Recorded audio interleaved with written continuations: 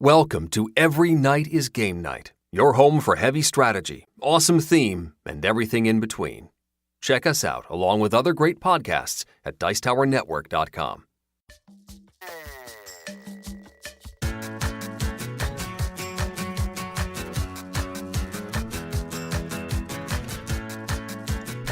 Every Night is Game Night, episode 103, GenCon Reviews, Part 3, Expansions. Hey everybody, welcome back to Every Night is Game Night. This is Anthony once again with Jason. Yo, my peoples, what's up? Alright, so is this halfway? Are we halfway? At the end of this, we'll be halfway there. There you go. Okay, so we're currently a third of the way through of our epic GenCon review rundown. What happened? How did we get into this? I don't know. I guess there's a lot of games with solo-ish elements this year. Mm-hmm. Maybe that's it. And they're all, like we said before, I mean, we haven't reviewed a lemon quite yet. I don't think so anyway. No. I mean, nothing from my end. Like, looking through the list, there's nothing from my end where I'm going to be like, uh-oh. Like, I'm mostly happy with everything I'm talking about in the next few weeks. But yeah, we're not going to do another bad games episode for a good long while, hopefully. No. No, I've been very pleasantly surprised. So far, nothing I've pulled off the pile has been like, oh my God. So, we're getting there. We're going to get all these games out to you guys soon. Oh, I actually spoke too soon. I remember what we're going to talk about today. Anyway, so we are going to talk about expansions today. I have two, and Anthony has two that we've gotten to the table recently. They were all available at this year's Gen Con, all featured on one level or another. And then we have a little bit of a treat for you because I had a conversation with Luke Hector, the Broken Meeple, about Sentinels of the Multiverse Oblivaeon, a big old honking expansion that just delivered to backers maybe within the last month and a half. A lot of people have played it, gotten to the table. I'm not going to bury the lead. I didn't like it. Luke did, and we're going to have a hoot of a good time talking about it. So if you want to hear two nerds going at each other's throats about something, that is going to be a fun one.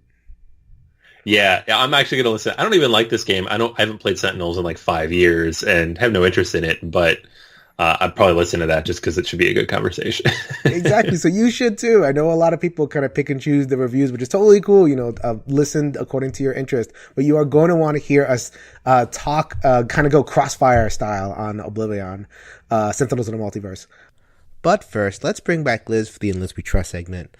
I think this one's going to be familiar if you listen to the preview series. Don't know for sure because Liz likes to surprise us at the last minute, but I'm going to play it for you right now. Hopefully it is the game that I'm thinking about. Hey gamers, this is Liz Davidson from Beyond Solitaire, and I'm here to encourage your Every Night is Game Night acquisition disorder. Today, I want to talk about Bee Lives, which was designed by Matt Shoemaker and is going to go live on Kickstarter on September 10th. In Bee Lives, you are trying to survive and thrive as a wild bee colony, which means that you'll need to scout new territories, gather honey, grow your hive, reproduce to create new workers, and also do more aggressive things like swarm, rob other hives, and defend your own from invaders. Throughout the year, you'll also need to plan for the upcoming winter. You earn victory points in this game, but they don't matter if none of your bees survive the winter months. The solo variant of this game currently involves playing Bee Lives as normal and attempting to beat your own score, although you do still need to do battle with wild beehives. There are also, however, solo challenges that are soon to be released, and I can't wait to play those. I have played Bee Lives and had a great time doing it. Feel free to check out my written preview and YouTube playthrough at www.beyondsolitaire.net. Happy gaming. All right. So thank you very much, Liz. Hopefully that was another Kickstarter project. Like I said, in Liz We Trust, we don't never know what Liz is going to surprise it with, but hopefully that was another project to get you excited and going over to the Kickstarter page. All right. So let us get started with the reviews of some expansions from 2018 Gen Con, or at least featured at Gen Con. So this first one is the tiniest one, and Anthony loves his tiny epic games, right, man? Yeah, they're all right. Love, right? Yeah, man. I don't know, man. I'm still waiting for the one to blow me away. That's true. That's true. And I don't know if it's coming anytime soon, to be honest with you. Looking at the slate. They're all fine. Well, I happen to be pretty excited about a majority of them. So this is, the one I'm talking about today is Tiny Epic Defenders, The Dark War, designed by Scott Alms and published by Gamelin Games. It just fulfilled to backers a little while ago, and like I said, was featured at GenCon. So Tiny Epic Defenders was the second Tiny Epic game. This is a cooperative tower defense game in which you're a hero defending a central city. And the central city is this card in the little table. And it's surrounded by other cards which depict kind of the outer realms. And you're going to be in the base game that released oh so long ago. You're taking your little meeple and you're going out to the different outer realms and you're defending the land against a deck of cards which represent the enemies. That is basically the game. Like this game, and we've talked about it before, so I'm not going to belabor the point. I also have a written review over on BoardGamersAnonymous.com. There you go. There's your plug, Anthony, for the website. Thank you. I gotta plug that website every once in a while, or else Anthony's gonna not let me on the pod anymore. Oh, I don't know about that, but it's like you do all the work. It's true. Anyway, so for Tiny Epic Defenders, this is basically the distilled essence of a co-op game. If you love co-op games, there's a decent chance you're going to like this game. If you don't like co-op games, there is no chance you are going to like this game. It is everything that co-ops do. So yeah, you're moving, you're using your 3 actions, and you're doing stuff. This game actually has no long-term goal. So a lot of cooperative games usually kind of give you that push-pull, short-term, long-term. So like, save the town, and, defeat the enemies, or, rid the cubes and then find the cures. Not here. You got one thing to do, and that's basically it. There's some people who really hate this game, notably Tom Vassell is not a fan of this game. Others like it a little bit better. I'm kind of in the middle. I think it's cool. I love the fact that it's portable. I can take it anywhere. But I did definitely acknowledge a couple of mechanical flaws with the game, aside from its kind of tininess, which the expansion kind of addresses. So let's talk about the expansion first and how it addressed some of those mechanical flaws. So the Dark War expansion, and it kickstarted along with a second kind of souped up edition of Tiny Epic Defenders, adds 2 different ways of play. It's a standalone scenario and a short campaign. In both of those modes, now you have like more to do.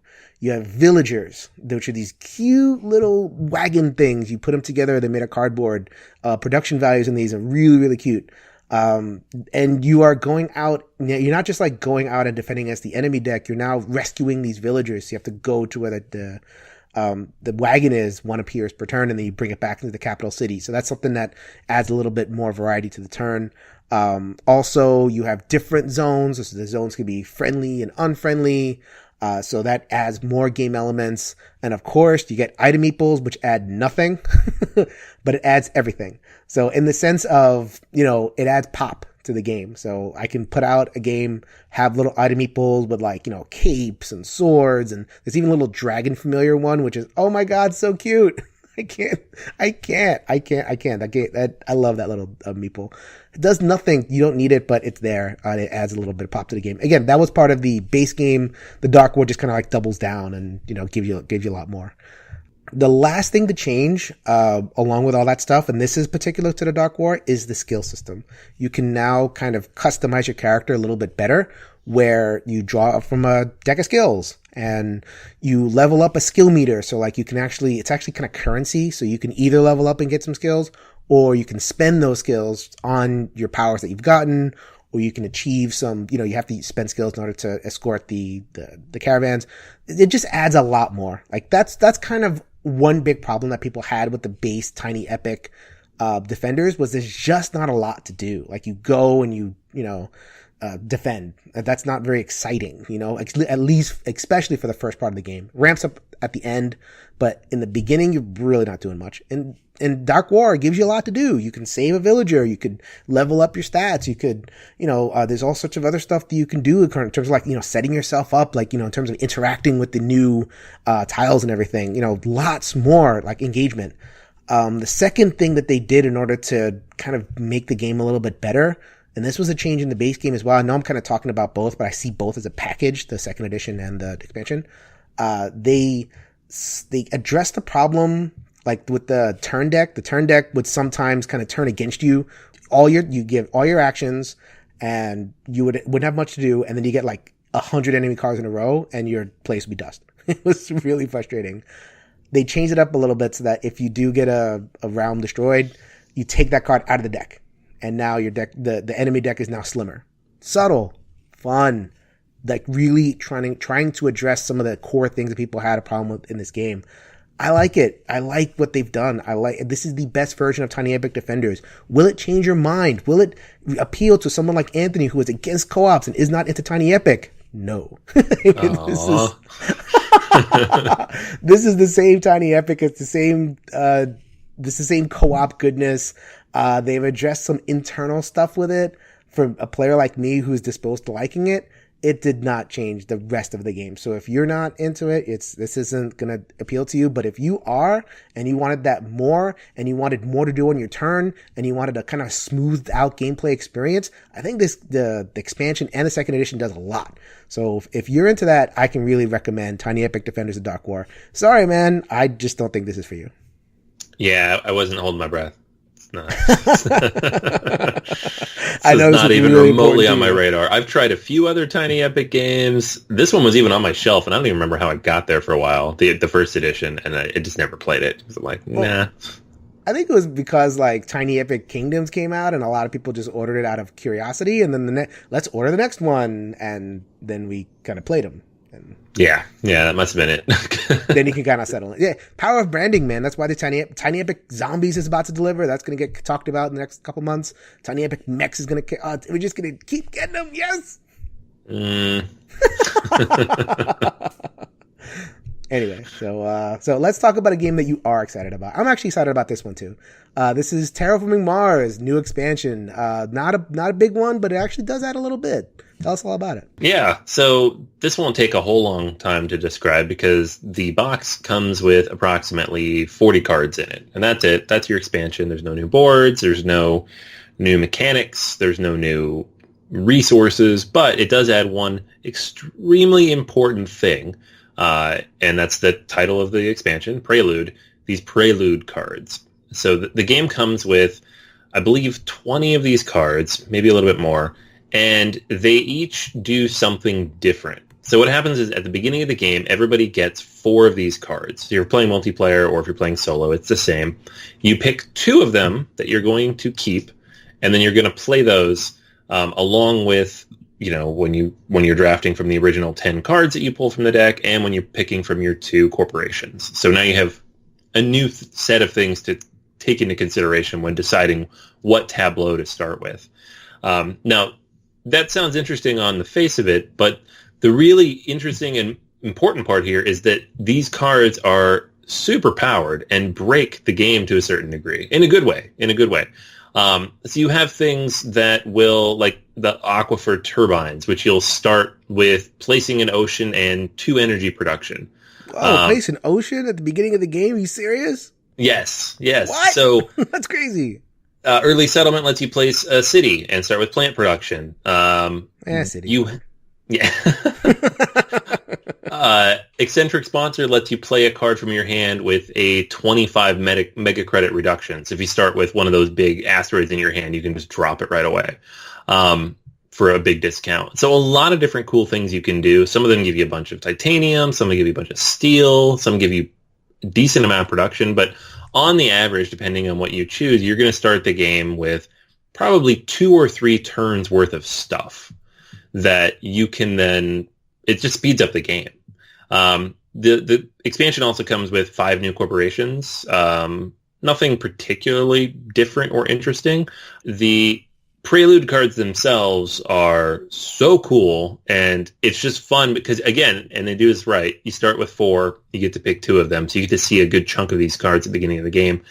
And in the solo game, what this does is it shortens it. So if you're going to play with the Prelude cards in the game, I think it says you now have 11 or 12 rounds to get all your terraforming done instead of the 14. So you get less time to do it, and you really have to speed things along as a result. Does that matter, though? Like, because you have 14 rounds in the regular solo? Yeah. Like, if you get 2 rounds worth of stuff, does it matter that I now have 12 rounds? Or is that, am I just kind of moving deck chairs around. Yeah, so what I've seen in playing this a few times solo with the Prelude cards is that I'm still able to beat the game. It's not a problem. It's not actually changing the likelihood of winning. It is lowering the score a little bit, though, because I end up with fewer cards in the tableau. So those cards that might give you points in front of you, whether you mean them to or not, aren't there as often, and you're maybe placing less tiles out as a result, just because you have a little bit less cards that you might play.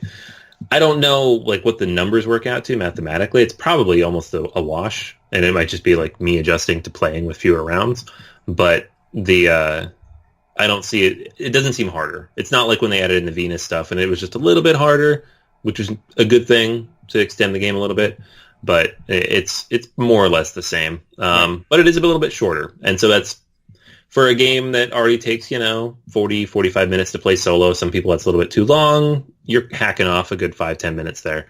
So it is something interesting, and there are a lot of Prelude cards to combo up together, so you're going to have a different starting situation almost every time, even if you play this a lot like I do. So It's good. And then multiplayer-wise, it hacks probably 30 minutes off the game time, so that's awesome. Yes. Hallelujah! A good expansion. I love it. Yeah, for a game that has a nasty reputation of being from 90 minutes to 4 hours, that's a good thing. Like, shorten it up, make sure it stays under that time, combine it with the Venus rules so that you're, developing one of those tracks every round, and things move a little bit more smoothly. And it helps people, too, because you're not just starting with this big, giant tableau of cards and being like, what am I supposed to do here? You have the Prelude cards. They kind of give you a direction to go in addition to your corporation. And if you can get a good set of those to start the game, you know exactly what to focus on. And for new players especially, it's been really helpful.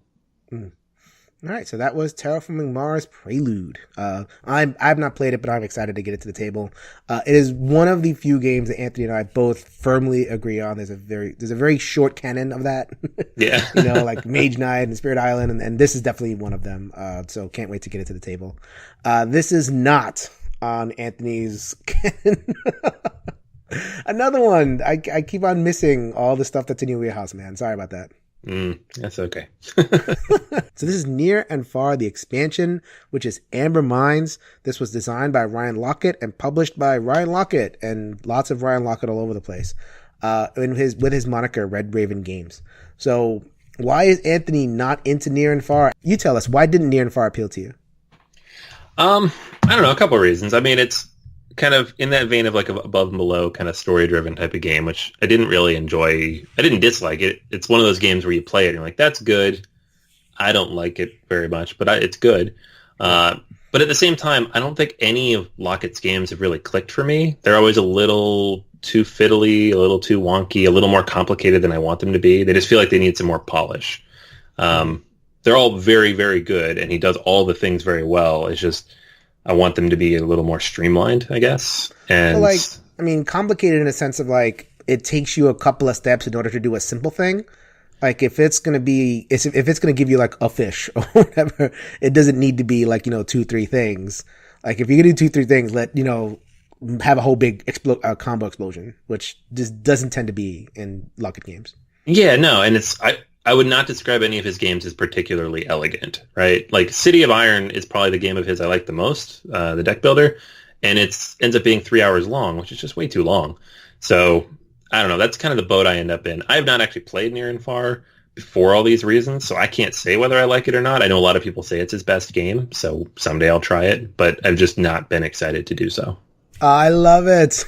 I believe it. I love it. Top 10 game, legit overall top 10 game. I love Near and Far.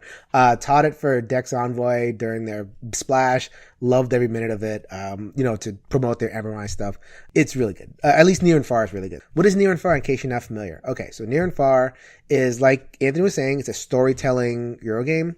The second iteration of Above and Below. I did not like Above and Below so much. I felt like the storytelling and the Euro quote unquote parts are like, there's basically 2 parts of the game. There's an adventuring part and a gathering resources in the town part. The gathering resources, obviously, that's where kind of the Euro worker placement-ish stuff happens. And the adventuring is where you go into a storybook and, you just read stuff. In Above and Below, I felt like they weren't integrated well enough. Like you could just do two separate things, and if you happen to get the points, you win. I didn't like that so much. Near and Far, they really did a good job of integrating the two. That's why so good. So you're doing your resource management stuff, but then you go out, you have to go out into the town. You can't just live one place or the other. You have to go on those adventures. And the adventures are whimsical. They're cute. And I just dig it. It's such a great game. So Amber Mines, what does Amber Mines add? Amber Mines adds co-op. What? A storytelling game that is not co-op? What? We actually had Ryan Lockett on the show, the man himself, to talk about the Amber Mines expansion when the Kickstarter was live, and he talked about how when he first started Near and Far, he wanted to make a storytelling competitive game. And that was a challenge. Like, he recognized that most of the storytelling comes in cooperative because it's kind of a shared experience at a table. And he wanted to try to make it a competitive game because he's not a cooperative gamer, which is fine. So I think he kind of like said, oh, wow, there's a lot of people begging for co-op. Let me take a stab at this and see what happens. So that's that's the main show of Amber Mines. And I'll get to that in a second because that's kind of the main show. Let me get to the two other modules, the important ones. The first one is the mines itself. So if you know the base game of Near and Far, the mine space on the town is very boring, very boring. He replaced that with a deck of cards where it's kind of a push your luck, dive deep for rewards, but you might get screwed type mechanic where, let's say, if you know the game, you know that gems are a thing that you want. And you're going into the mine and, there's no gems yet. You can keep on pulling cards, and you might, run out of movement, or you might get challenged and have to start over. So that it has that kind of feel to it. It's a really, really cool, replacement for the mines. Use it every single time. I taught it with the base game every time and had no problems introducing it to brand new players. So it gives you a sense of the complexity. The only thing I'll say is it's a lot of table space because you're laying out those cards. As a solo, generally as a solo, I'll get to that in a second, but this game is at a lot of table space. Heads up on that. So plus, thumbs up for the Amber Mines actual module. It also adds another thing, which is like magic. So now you can cast magic spells. Yeah. Magic spells do very simple effects, and they're kind of like these powers that you use them, but they're renewable. So they're not always there, but you have them and then you go to a space and recharge them. So, they do very simple things. They give you swords, they give you shields, they give you skills, they give you, little bits of power that maybe you didn't want to spend an artifact on. So artifacts, they're very limited. You can't really play too many of them, but you want some extra stuff that artifacts give you. You can get them from magic, and it's just another way to kind of get powerful. Really cool. I wouldn't say that's necessary. I would not play with that module every time because it just adds a little bit of admin. But it's cool. And definitely veteran players, go for that. That's a really good one. You're not here for that though. You're here for co-op. How is the co-op? Co-op is good. I'm actually kind of surprised that I wasn't like blown away by the co-op. It's very simple. Like you're playing exactly the same game, but now there's kind of a timer. And there's a timer and there's also a deck of enemies. So the enemies come out and they kind of just mess up the spaces. So in order to go to space, you have to pay an extra food.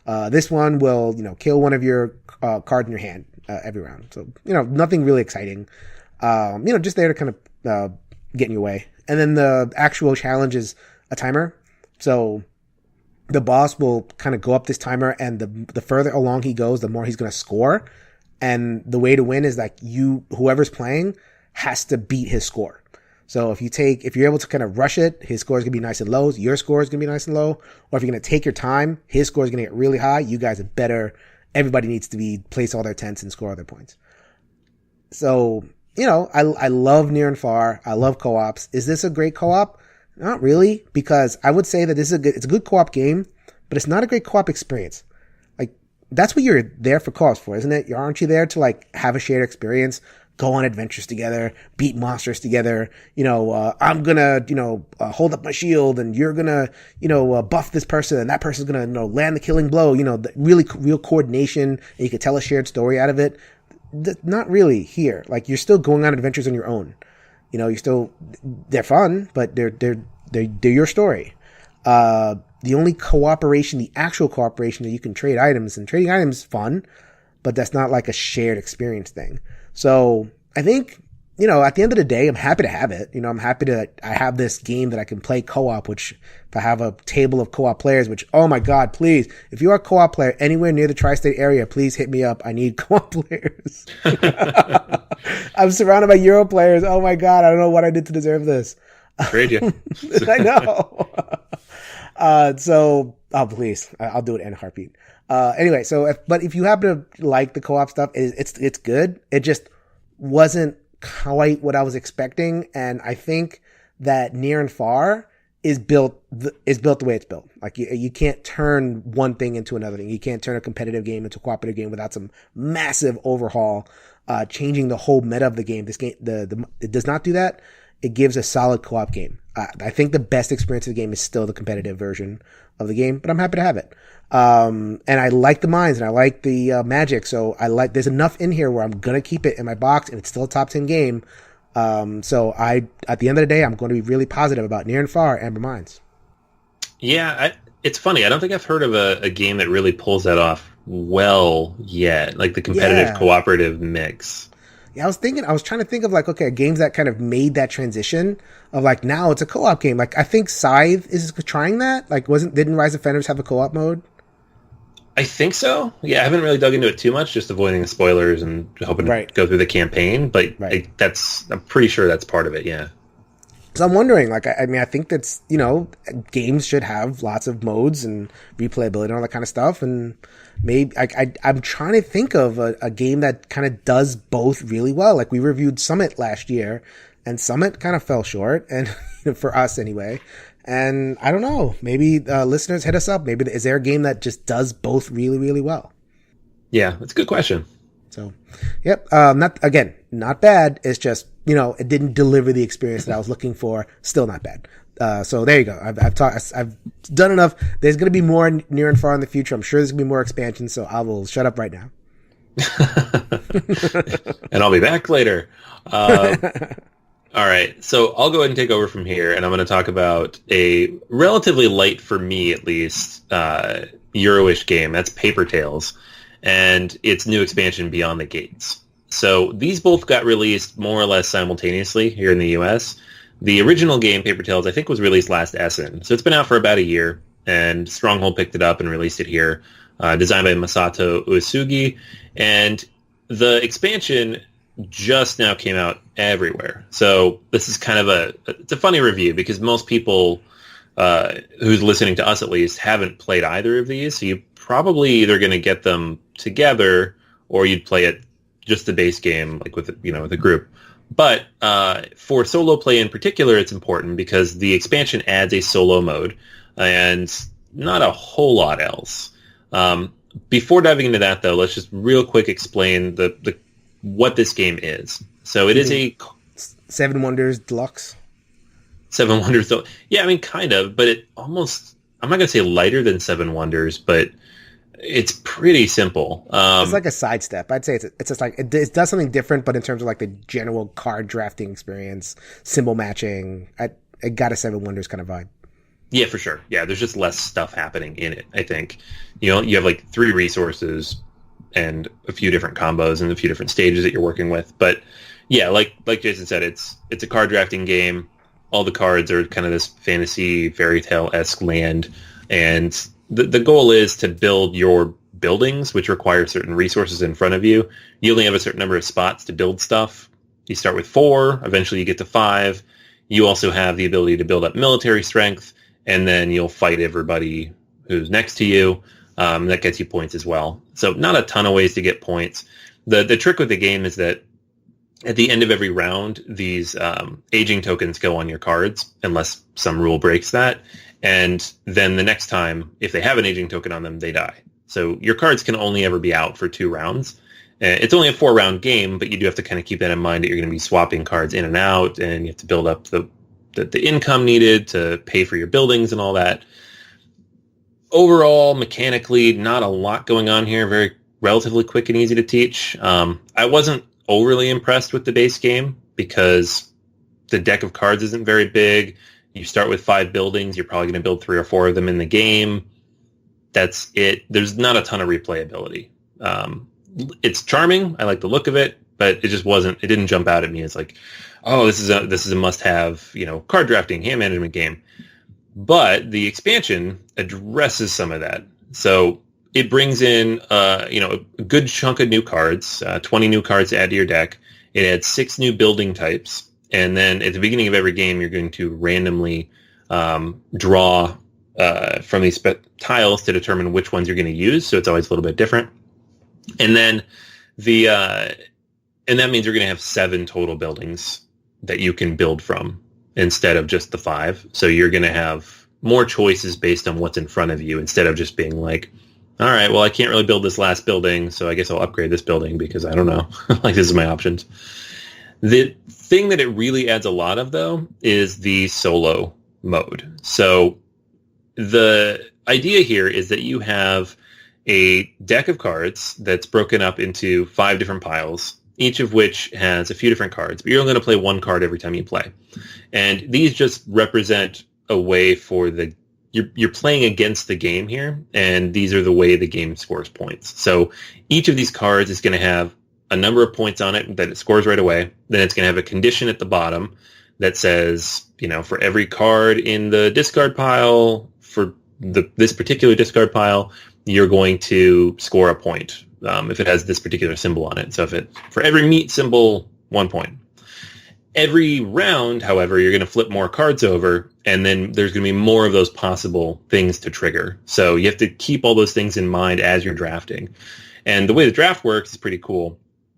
I mean, it's not particularly innovative, but it is interesting, is that you draw 5 cards, you pick 1, you set the 4 aside. You draw 4 cards, you pick 1, you set the 3 aside. You draw 3, pick 1, you set the 2 aside. And then we're going to draw 2 more from that pile of 9, and then 1 more randomly. So you are drafting cards. And then the remaining 7 cards are the cards from which you're going to check those symbols for the Necropolis to see if it scores.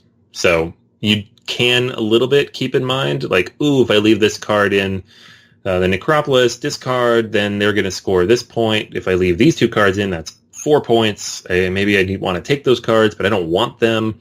But maybe I'll discard them instead. So there's a little bit of that hate draft element in a typical card drafting game, which is pretty cool, which you don't normally see in like a solo mode where you're trying to think through.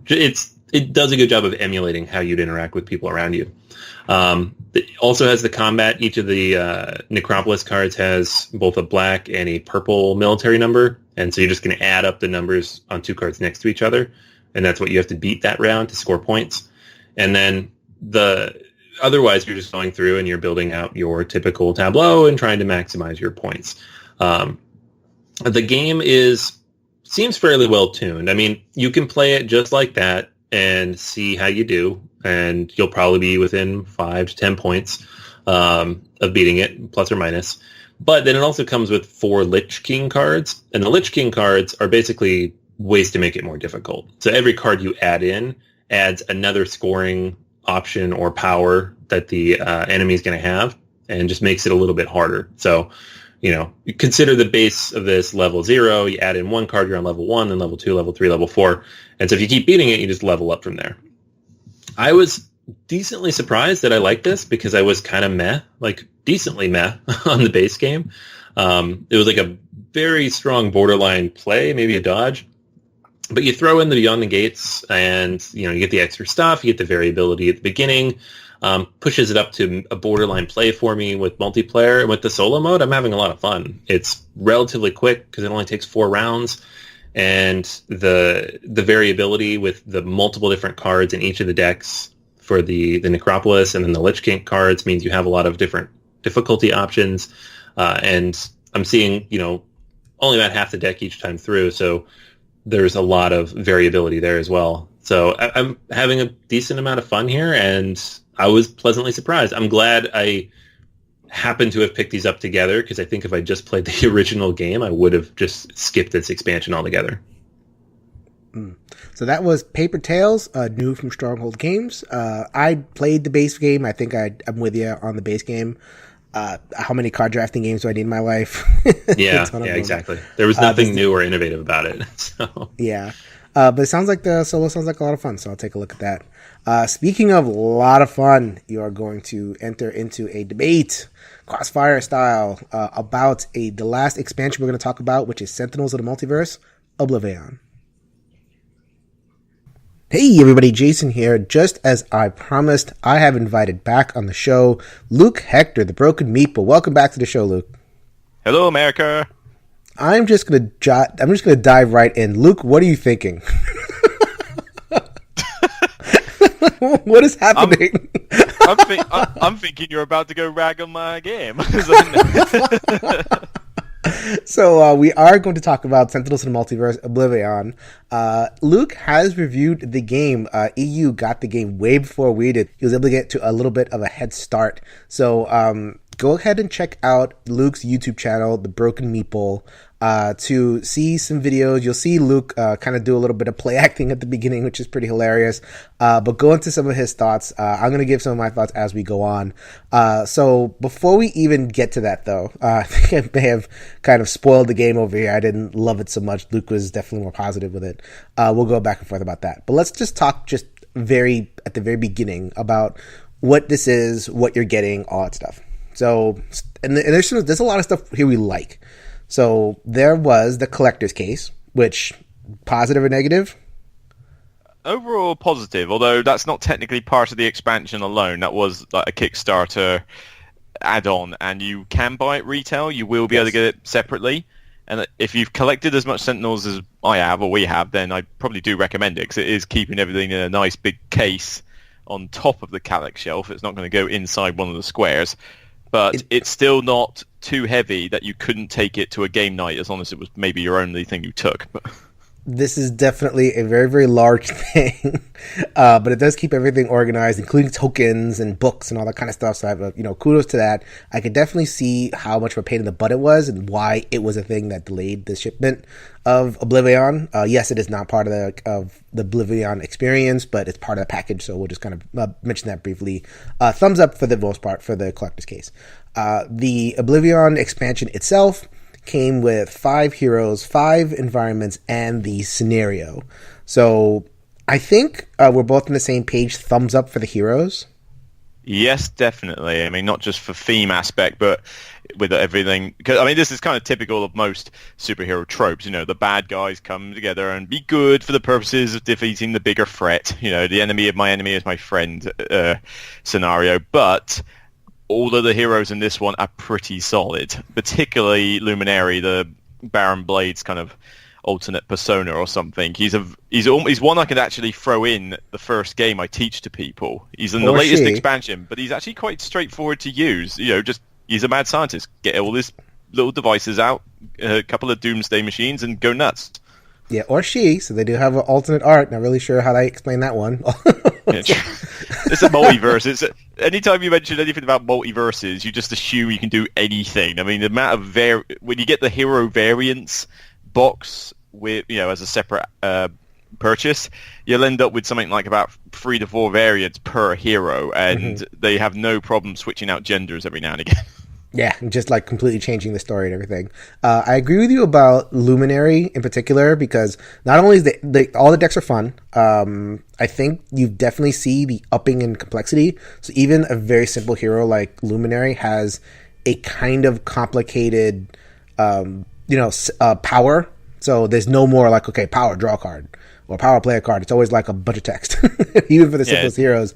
But it's fine.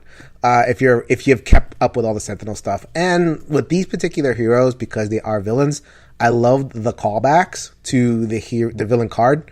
So like if Luminary gets 15 cards in her trash, she can use her Doomsday device, which is the same way the villain works.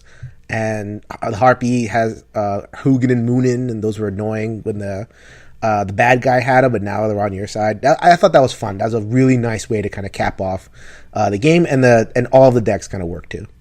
Yeah, they're kind of interesting story-wise as well, because Harpy is basically the matriarch, sort of turned good and gone under, what's her name? Night Mist. Yeah, Night Mist is a wing, so it's effectively like a trainee witch, which is a little bit different. Lifeline suddenly now protecting planets whereas trying to destroy them before. You've got the space captain. There's the space sail captain now turning good, and Numenera still got Doomsday. Looking at pictures here, one of them is orbital death laser. You can't have a mad scientist without an orbital death laser. But it's kind of weird that it's actually like a Doomsday device used for the good. It's not usually the words you associate with them. A precision moon crash. Yeah, and some are harder to use than others, and there is a bit more text with Luminary, but I could see myself going, right, you've not played Sentinels before, but you're used to games, fine, you can take this dude. Who's never really seen many games before, you can take Legacy, or something like that. Right, yeah. So that's all plus. That's all thumbs up. So let's we'll stop burying the lead and get to the actual main Oblivion scenario. If you've played Sentinels, you know it is a many versus one in the classic mode of the game, kind of beat 'em up game. So you're playing your hero stuff, and the villain plays the villain stuff, and then you're in an environment, which is a separate thing, which Oblivion also has environments, and they're solid. I don't get very excited about the environments, which we'll get to in a second. But you have your villain, you have your environment, and all your heroes, and then you just kind of like go in a turn. Sentinel takes a lot of guff because there's a lot of tracking. So the villain, the cards come out, and every card has text, and you have to read the text, and it all reacts somehow to what the game is doing. And then the environment will do stuff, and that also has text, and a lot of times the environment cards just kind of hang out, and you can't really deal with them, so you always have to deal with that text. What does the Oblivion scenario add? The Oblivion scenario, you're facing Oblivion, which is basically like this version's Galactus, or the Beyonder. I don't know the DC Doomsday villains, so I almost kind of thought of him as. I have to admit, I see where you're going with Galactus and that. I almost kind of thought him as a sort of jumped up version of Thanos, because he's not always a giant. But yeah, I mean, pick your big baddie. He's like that. Yeah, a huge cosmic level baddie. And I actually do not besmirch the good name of Thanos with this character, because Thanos is rich, and he's philosophical, and he's all this stuff in the comic, and this guy just comes up and wants to kill the world. So very comic book quote unquote villainy, one dimensional, just wants to kill stuff. So the way it plays out is that Oblivion is an actual like standee. It isn't just like a card; it's a standee, and the battle breaks down into these two separate zones. So the standee is going to hop from zone to zone, and so are your characters. The characters are going to be in this one zone and in the other zone.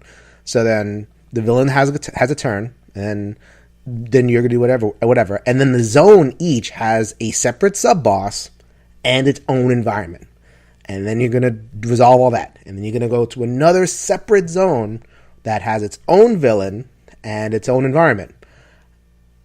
Is that getting a little bit too much for you? Okay, well, we got more. So we got a separate deck where these minions are going to come out. They're called Aeon Men.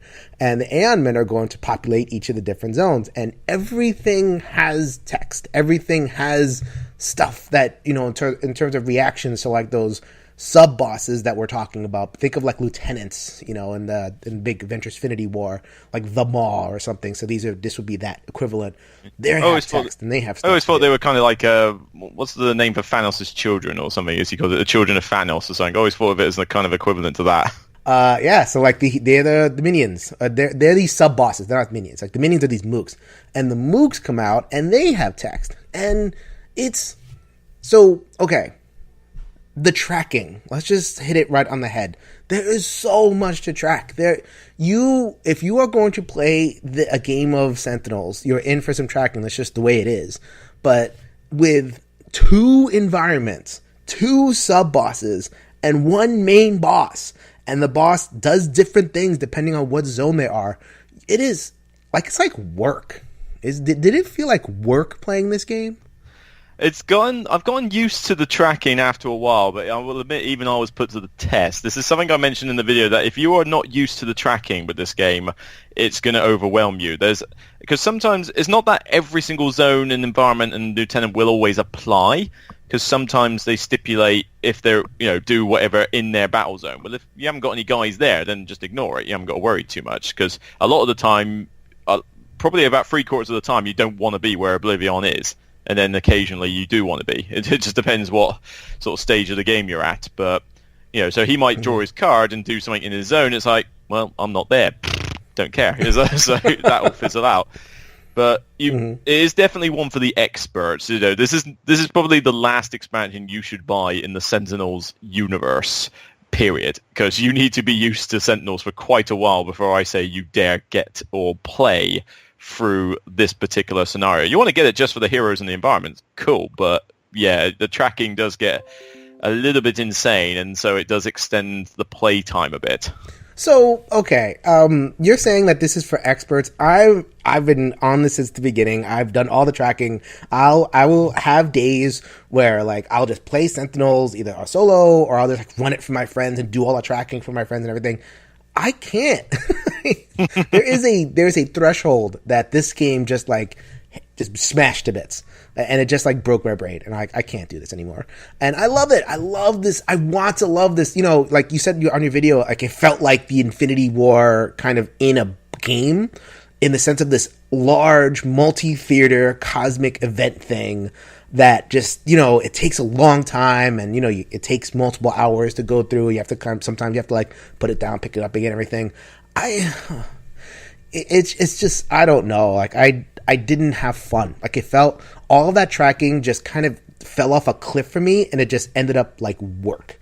I remember when you were saying stuff on the video, Luke, and you were talking about like the Aeon men, the minions, and you were able to kind of visualize, you know, the Oblivaeon kind of coming in and smashing them and getting powerful and everything. I didn't visualize anything. I had no physical or visual attachment to these things. They were just cards, and the cards all had text. And so, like, when you can kind of visualize the stuff, then tracking becomes easier because you're in it, you're immersed. When you can't, then it's just fiddly. Like, it might as well have just been a card with a hit point that said 5, and it just said fiddly instead of whatever it said. I lost the immersion. I lost the immersion. I guess that's what I'm trying to say. You had immersion, you were able to carry it through. I completely lost it. There was just too much tracking going on. Yeah, there'll be a threshold that you get to where you can or not. I would admit that the Zeal Men's probably the weakest link of them, though. I reckon that doing without them, in some respect, would have been fine. I'll take 2 zones, I'll take 2 environments, 2 lieutenants, and Oblivion himself, but I think the Zeal Men weren't needed. You know, unless you were going to use them with a specific lieutenant, like on his own or something. But they're probably the part that's where it goes over the line going, yeah, those are a little bit annoying. They didn't bother me too much in the games, some of the games I played, though, because I always made certain to take somebody who's pretty good at AoE, area of effect, damage. So they got to a point where it's like, more Zeon men have come out. Right, fine. You know, like, kill them all before it gets round to their turn or something, for better or worse. But I do... Yeah, they could have been taken out, and they are basically more of the, at the end of the turn, do X, Y, Z, and the alphabet all over again. Or don't do anything, just like be a number. That's fine. Why does every single game element in this game have to have text? Why does every single game element have to summon another card? So like you mentioned before about the environment, right? There's 2 environments. Why?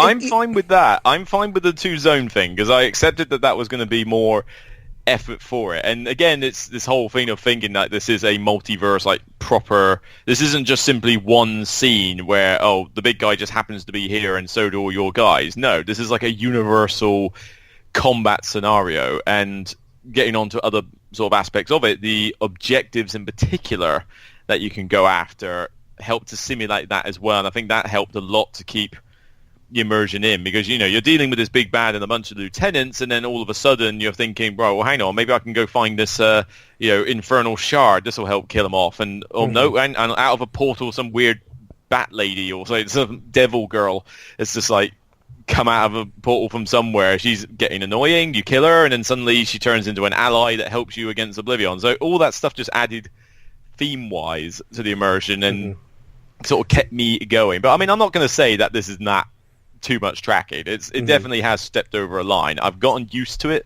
over time, but even I was put to the test with this one, and certainly different hero combinations are going to have an effect on just how much you probably do have to track. So there certainly are some streamlining improvements that could be made to this, and I wouldn't be surprised if in the future the publisher or even just fans come up with some way to do that.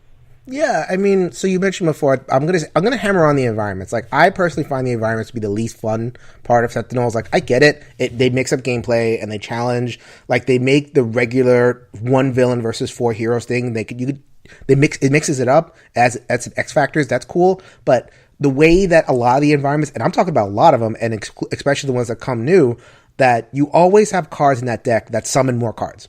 So, like, okay, at the end of the turn, if this card's still here, play the top card of the deck. Every single environment has one of those cards. So when you have that, I don't think they're all as bad as that. Some of them do, but I mean, I've had ones. A lot of them do, dude. I challenge you. The first games I played, the first time I did Oblivion, I used the block because I like using that one, the prison block. I don't think they summons that one summons a lot of inmates. It might be like one card in the deck or something, but most of the time I don't see them being summoned like all the time. Not all the time, but enough. Like and then what did I use? The Freedom Tower. Yeah, that doesn't summon anything. Which one is that? I forget. I don't know what. The Freedom Tower. That's the Freedom 5's home base. Mm-hmm. Oh, that's the cheap one. That's the easy one. Well, I thought I'm about to go up against Oblivion. I thought I'll have at least one easy environment anyway. It was the first one. It was the first one to blow up anyway, so it didn't last. It didn't last forever. Anyway, so like my point is, if you've played Sentinels, you've had those turns where you're basically just reading one card after the other of environment text, and it doesn't affect your character, and it's basically kind of passive, and it's the environment doing a bunch of stuff, and sometimes it affects you, sometimes it doesn't, but it takes time to go through, and that happens twice. You could have given me that same feeling of, oh, we're in a world-spanning thing by having like a custom environment deck that had echoes of every zone, and it just was this streamlined thing that you could just kind of play to the different zones, and it was styled to the scenario itself. It wasn't just like two environment decks, both of which are meant for their own games, just stuck there. So that was how would you create a deck like that though? Because you got, I mean, if you were trying to do like callbacks to other ones, the deck would have to be massive, not to mention be kind of like a smorgasbord of various stuff. Like one minute you pull out a prison guard, next minute you pull out some guy from a movie studio, the next person is a vampire, and it's like it would get a little bit weird theme wise if they just literally came out nothing. Isn't that what is already happening? But, if you had like one kind of more streamlined thing, because you're already getting all that silliness. And so some other things we haven't mentioned, Luke mentioned the missions. That's good. So you can actually, instead of like just defeating Oblivion, which for a large part of the game, that's not possible. Like you have to do these sub goal things like beat his shields or whatever, and then do it. So then you also have these side missions where you can do that instead of the main thing, but you get this like artifact that helps in the main battle. Like comic book wise, I found those fun, especially for heroes who take a while to set up. They could do that instead of doing all their setup, so that was fun. Yeah, I want those objectives in the actual game. I need some little variant that allows me to use those or something similar in, because I know this is going to be the final expansion, which is a shame. But I would be happy if they just literally did a mini expansion that said, "Here's some objectives you can throw into the other games." They might make them slightly easier or harder. It depends, I suppose. You got to keep up with the boss as well as do them, so it's two separate things at once. But they are just great in what they give you, because I mean, yeah, some of your guys do take a while to set up, and Oblivion for a good chunk of the game has either got a ton of hit points or cannot be hurt.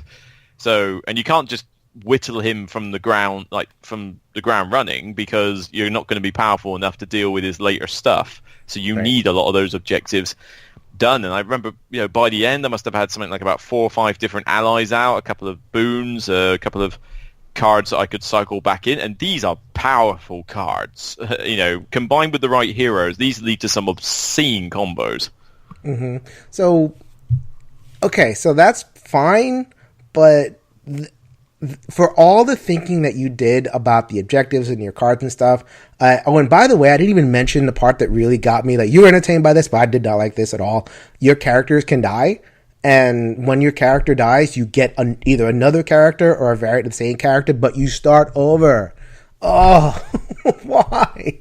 Like, I get it. It's thematically fine, maybe, but well, first of all, why are those heroes in the background just sitting there? There's Oblivion, go get them. Why do they have to wait until somebody to die in order to step in? That kind of annoyed me. Number two, like it's a hard reset of your character. Like now, all of a sudden, I have to take another character that takes a little bit of a while to get started to do things. Well, I usually don't take a different character unless I really fancy a change, or like, oh yeah, this combination of heroes is missing something. We need him or need that. I usually take a variant of the same character, and then by that point you already know how to get your guy started. The turn for him will be pretty quick because you are still setting up, and hopefully your other three dudes are still laying the smackdown on the opponent. Like I say, I can get that mechanically some of these things don't work. There's definitely a lot of theme immersion that becomes part of it, because if you just simply said your guys die and then that's it, there's no way you'd be able to physically win the thing. But right. I managed to do the first time I played it, I didn't lose a single hero to my knowledge. Mm-hmm. Well, you do over here cherry picking easy environments. I'm kidding. It blew up. It first one to blow up. If anything, the bad cards of the Freedom Tower were the first ones to come out, so it didn't actually do anything nice. The block actually did more. The prison guards came out and were actually keeping the lieutenant at bay for me, because the guards kept... There was no inmates, it was just guards, and they just kept shooting down the lieutenants, which was like great. As far as a game that you can solo, oh my god! Like I just feel like this game is solo proof. Like it is so much work to get through, and really it's actually benefits you to have more characters. Because I know the H is supposed to kind of adjust for number of heroes, so the boss does more damage relative to how many heroes you have. Because of the way this game is structured, it actually just benefits you to have more powers, more hit points, more people to suck stuff up. And so that's more tracking and more stuff to do. So I just feel like if you're going to solo this game, just don't even look at it. Ugh. It's not the best one for solo. I mean, I usually play with 4 heroes anyway if I am soloing it, because 3 if I'm doing an easy boss, 4 if I'm doing normal. I never play with 5, right. Literally ever, because that makes it a bit too easy. 4 represents probably the most balanced mode, and it certainly is a challenge to solo. I mean, it's one of those things that you're going to sort of do. You could sort of leave it on the table, do a few rounds, do something else, come back to it. As long as it's one of those things that you could just return to over time. If you were to do it flat out, which I think I did the first time, it will take a long time. So now I would take breaks. This is definitely something I recommend that you do with other players who know the game well, because if you can trust each other to do their own tracking, then things do speed up a little bit. But of course you need people who know the game well, and that's probably going to be in short supply in your local area. And this is something I just have a hard time recommending, period. I'm sorry. I love Sentinels. When Luke and I did our top 10s, I was happy with the fact that Sentinels was number 1. I, don't acknowledge that there was issues, but hey, it's a fun game with very thematic, very immersive, and the thing that it did the best, the immersion part of it, like you feel like a superhero doing stuff. The immersion is just lost in text. It's lost in stuff. It's lost in the multiple environments. It's lost in the having to keep track of so much. Like, why do I care about Aeon Men? Why do I have to read the text and burn my brain on what the rule means, and if Oblivion lands on him and whatever? I'm spending more time doing that than I am making the scholar awesome or making the heroes I want awesome. I'm going to try it again. I tried it a couple times. I won a scenario, I lost a scenario. I did not feel that wonderful, I'm going to try this again.